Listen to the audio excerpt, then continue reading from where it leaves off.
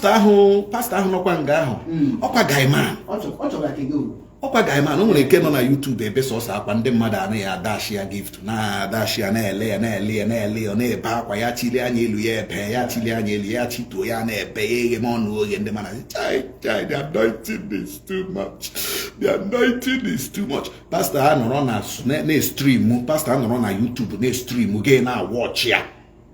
At the end of the month, ya cash out. At the end of the month, ya cash ya out. With again, you that is you are a poor somebody. I'm na what the manager. He the poor. Give one data nke inwe. Ele pastor bega akwa. Ele pastor bega akwa.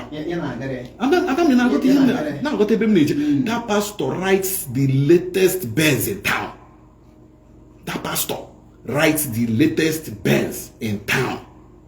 Pastor ga no wrong ahụ. I am not talking of the man the father. Because when Catholic, most of them now they are not even considering you. They suffering. How many of them butere rice na church? Bute rice na church, bute mano na church, bute gari na church. Shengwa biko the church mun na tala ahụhụ. How many of them were organized the big men in the church? Say biko, let us feed our members. How many of them Merelia? How many of them Merelia? If you are a man of God and you have not done such a thing, you were a guy man. You were a guy man. You were wayo. The man of God, oh, how like the husband way, maybe actually is your war. Maybe free will donation.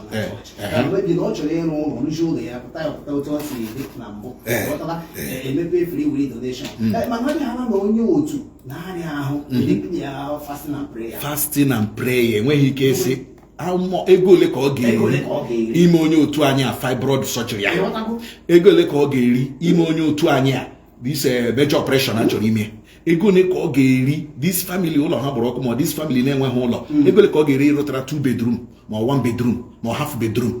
They will not do it. They will not do it. The young men on a church and ndị na-enweghị ọrụ pụtanụ. The young men in our line here up. You know about 50 young men na-enweghị ihe arụga. You know, give one as a man of God to say, Achom kunu me Yahoo, Achom kunu tiga kali honjo. I am giving all of you 500,000 naira. I am giving all of you 250,000 naira. Start somewhere. Okay,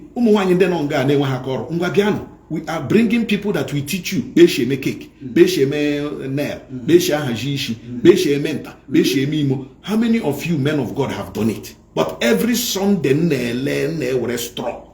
Magan the church in a pocket. Wega hana, na me a few gam. And get you with the Chamaha, I'm a child, have the Bahane, Kelechu,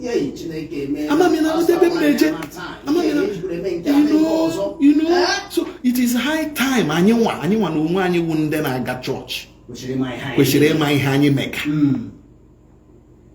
my honey make. I don't believe in when you say Nianaha church is not a church member. No.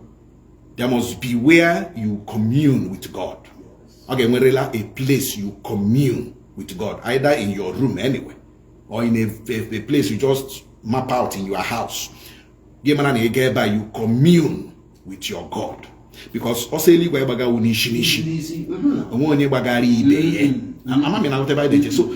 it is high time anya give me pere. Church. Your pastor is your God, not even the God that you went there to serve. Your pastor, here all a pastor kurunga you can. Let me tell you, bembo kaga she fade kwole ana abage abaga onwere ojoma fada ga ekuta ga gbagaya. Amami na gote by nature. Onwere ojoma pastor the prophet gi ga eku today ga gbagaya share pastor, this is not in the Bible. This is not in the Bible. Because we know all the Bible. It was in those days. Oka was also Catholic Church. In those days, Catholic Church Bible. They didn't allow Bible to enter into the hands of Ndela Church. It's only the priest. So but now there is Bible everywhere. so o nwere ihe a ga-agba gị, a ga-achị gị this and that, mee interpret otu lere ma gị esi mba reverend ihe ahụhụ kpo shere ihe ahụhụ kpo shere. Ndị na-emechi ọfụma bụ ndị Anglican, ọ ihe ejapụ ha Angịka anaghị ekwetecha Angịka nọ because ke ha kwuru ọwụ kataghị ya Angịka amami na agụta ebe a na-eje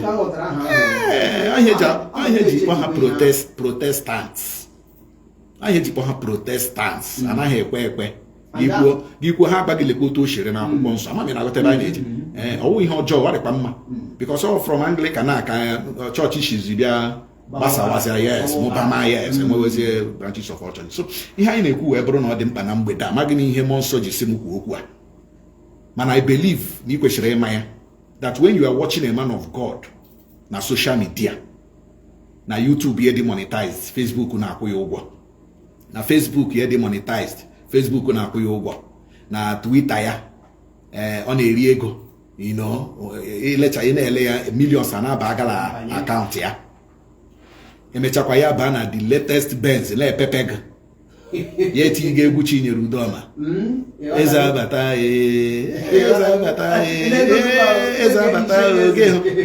ya na chi. Gịnị mere eze na-agaghị abata? Gịnị mere eze na-agaghị abata? Gị nwa na onwe gị poor man na-aga the church gị na-asị thank you God for our pastor. Our pastor is doing well. Gị nwa na onwe gị do well ọwọ gaarị gị mma. So it is high time our pastors, as our people, as the worshippers are uplifting you as a man of God with their resources, you also uplift them. Ihe na-aka enye ego n'ụwa awụ ihe a na-akpọ OPM. Ị ihe OPM? Other people's money. Other people's money. Omega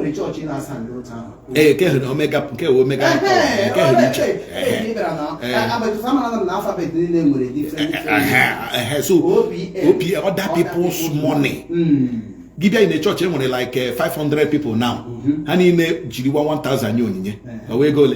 Check it now. 500k. 500 people now. 500k.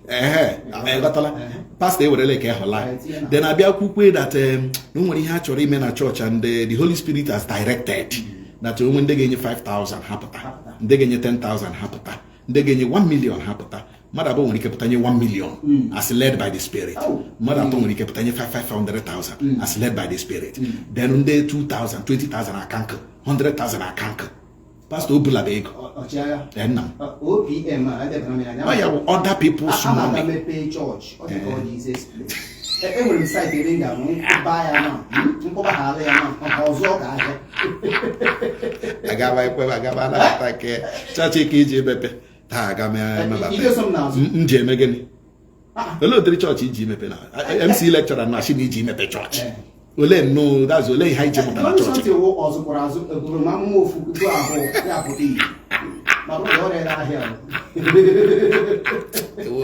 It will be.